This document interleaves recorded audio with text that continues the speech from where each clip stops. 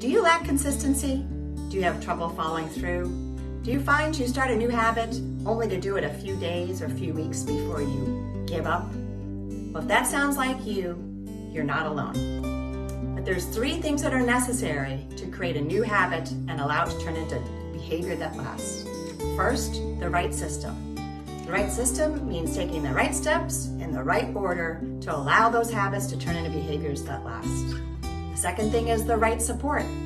The right support means someone in your life that's going to encourage you and motivate you to continue even when you really want to give up. The third thing is accountability. This is someone who's going to hold your feet to the fire and remind you why you're doing what you're doing and help you figure out why you're not following through. So if this sounds like something you could use, coaching could be the answer. First, we create a vision for what you really want and who you want to become. Second, we uncover what's getting in your way, keeping you stuck, or preventing you from having it right now. And last, we help you set up the conditions for your success in following through, so you can create new habits and allow them to turn into behaviors that last. You're worth it. Schedule your call today.